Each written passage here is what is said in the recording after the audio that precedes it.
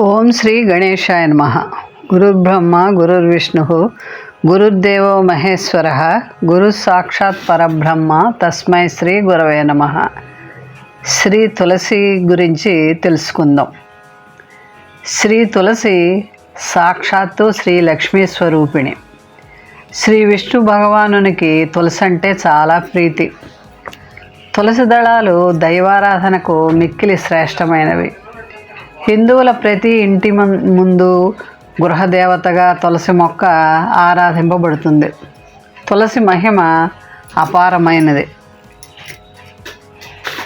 సకల సంపదలు ఆ ఇంట్లో కలుగుతాయని పురాణ వాక్కు. కళకళలాడే మహాలక్ష్మికి ప్రియమైన స్నేహితురాలు తులసి. మహాభక్తుల్లో ప్రముఖుడైన నారదుని సైతం కీర్తింపబడిన సుగుణాలు తులసిలో ఉన్నాయి. శ్రీమన్నారాయణ మనస్సునకు ఎంతో ఇష్టమైనది ఈ తులసి. తులసి గురించి పవిత్ర గ్రంథాలైన పద్మ, స్కాంద, దేవి భాగవతం, ప్రహ్లాద, విష్ణు ధర్మోత్తరం, మహాభారతం అనేక పురాణ గ్రంథాల్లో కీర్తింపబడింది. అపార మహిమగల శ్రీ తులసి దర్శనం మాత్రాన్నే సర్వపాపాలు నశిస్తాయి. తులసి దళాల చేత పూజా కార్యక్రమాలు నిర్వహించిన అనంత పుణ్యంతో పాటు సర్వాభిష్టాలు నెరవేరుతాయి.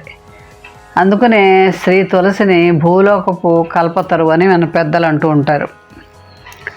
తులసి పత్రమునందలి అగ్రభాగంలో బ్రహ్మ, మధ్యమున శ్రీ మహావిష్ణువు, కాండమునందు మహేశ్వరుడు, శాఖలలో అష్టదిక్పాలకులు ఉంటారని, గాయత్రి, లక్ష్మి, సరస్వతి, శచీదేవులు వీరి నివాస రూపం తులసి పత్రంగా భావించి ఆయా శుభకార్యాలకు, పూజాది కార్యక్రమాలకు, పూజ అర్చనలో తప్పనిసరిగా తులసి పత్రాలను వినియోగిస్తూ ఉంటారు. తులసి పత్రమే కాక కాండమునందు గంధం, మూలమునందలి మట్టిలో కూడా సత్వగుణం కలిగి ఉంటుంది.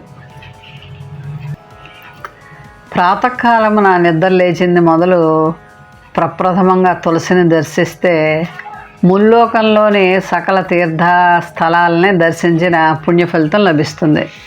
తులసిని దర్శిస్తే శ్రీ లక్ష్మీనారాయణులకు దర్శించిన భాగ్యం లభిస్తుందని, అందుకనే హిందువుల ఇళ్లలో తప్పనిసరిగా తులసి మొక్క నాటాలని మన సాంప్రదాయం. శ్రీ తులసి యొక్క మొక్క దగ్గర కనుక మనం సంధ్యా సమయం ముందు జ్యోతిని వెలిగించిన, నిత్యం భక్తితో ప్రదక్షిణ చేసిన, నమస్కరించిన సర్వపాపాలు ప్రక్షాళనమై వైకుంఠ ప్రాప్తి కలుగుతుంది. అందుకనే కార్తీక మాసంలో సాయంకాల వేళ తులసి కోట వద్ద సంధ్యాదీపం వెలిగించడం అనాదిగా మనకి ఆచారం. తులసి దళాలు సర్వదేవతలకు ప్రీతికరమైన పూజా ద్రవ్యం.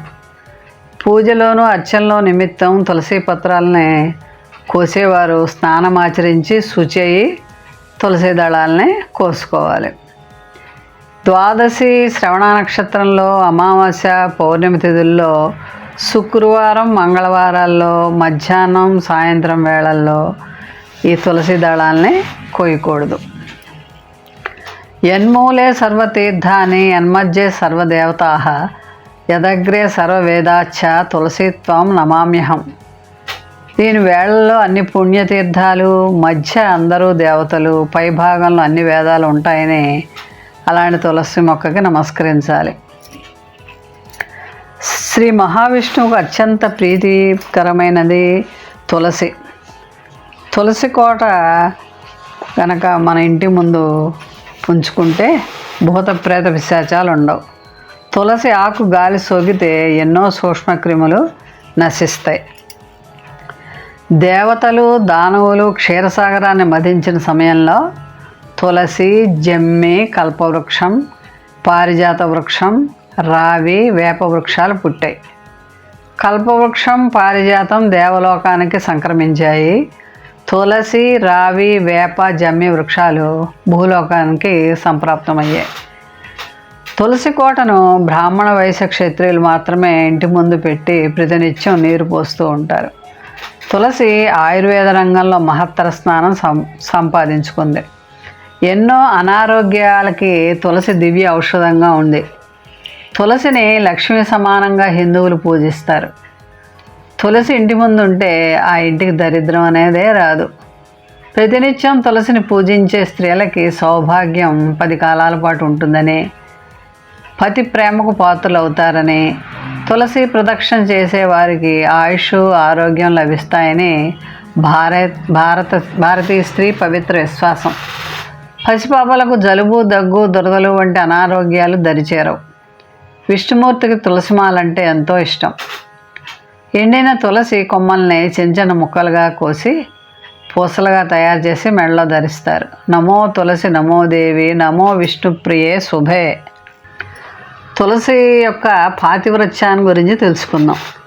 కశ్యప ప్రజాపతి మనుమడు దంభుడు విష్ణు వరం వల్ల అతనికి శంఖచూడు కుమారుడుగా కలిగాడు. అతడు రాక్షసుల గురువు శుక్రాచార్యుని వద్ద విద్యను అభ్యసించి ఆ తర్వాత అతడు వింధ్య పర్వతాల దగ్గర గొప్ప తపస్సు చేసి బ్రహ్మ నుండి అనేక వరాలు పొందుతాడు. ముల్లోకాలు జయించి పరిపాలించినట్లుగా వరం పొందుతాడు. బ్రహ్మదేవుడి ఆదేశంతో శంఖచూడు తులసిని వివాహం చేసుకుని తన వెంట శోణితపురానికి తీసుకెళ్ళాడు. శంఖచూడు అమరావతి మీద దండెత్తి 40 రోజులు ఘోర యుద్ధం సాగిస్తాడు. యుద్ధంలో అలసిపోయిన దేవేంద్రుడు శంఖచూడినితో సంధి చేసుకుంటాడు. యజ్ఞ యాగాదులు నిర్వహించి హవిర్భాగాల్ని తానే గైకొంటాడు.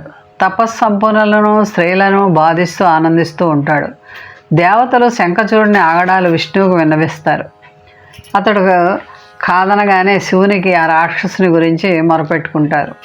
శివుడికి శంఖచూడికి ఘోర యుద్ధం జరుగుతుంది. ఎంతకాలం పోరాడినా ఆ దానవుని ఈశ్వరుడు ఓడించలేకపోతాడు. ఈశ్వరుడు విష్ణువు వద్దకెళ్ళి శంఖచూడిని జయించమని ఏమన్నా ఉపాయం ఉందా అని అడుగుతాడు. అప్పుడు విష్ణువు శంఖచూడు నా అంశతోనూ తులసి లక్ష్మి అంశతోనూ జన్మించారు, తులసి మహాపతివ్రత అని చెప్పాడు. ఒకరోజు విష్ణువు శంఖచూడు రూపం ధరించి తులసి మందిరానికి వెళ్తాడు. తన భర్త యుద్ధంలో గెలిచి వచ్చాడని పరమానంద భరితురాలే అతనికి సపర్యలు చేస్తుంది. కొంత సమయం తర్వాత రాక్షస రూపంతో విష్ణువుకు కామరూపం తొలగి నిజరూపం వస్తుంది. ఆమె విష్ణువు చేసిన మాయ గ్రహించి విష్ణువుని రాయిగా అవమని శపిస్తుంది. కైలాస పర్వతం మీద శివుడితో యుద్ధం చేస్తున్న శంఖచూడు శివుని ఘాతానికి రెంకలు వేస్తూ మరణిస్తాడు. విష్ణువు తులసి శాపవచనాల నుండి తేరుకొని జరిగిందంతా ఆమెకు వివరించి, నీ భర్త నా అంశతో పుట్టినవాడు, అతడు యుద్ధంలో తనువు చాలించి గోలోకానికి వెళ్ళాడు. నువ్వు నన్ను శపించావు కనుక నదివై ప్రవహించు అన్నాడు.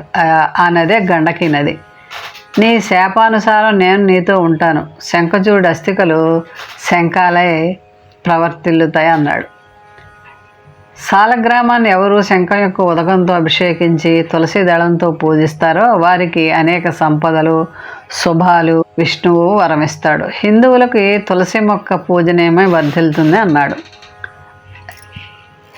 మోహనవాణి ఛానల్ వారికి ధన్యవాదాలు. వినండి, వినిపించండి, వింటూనే ఉండండి.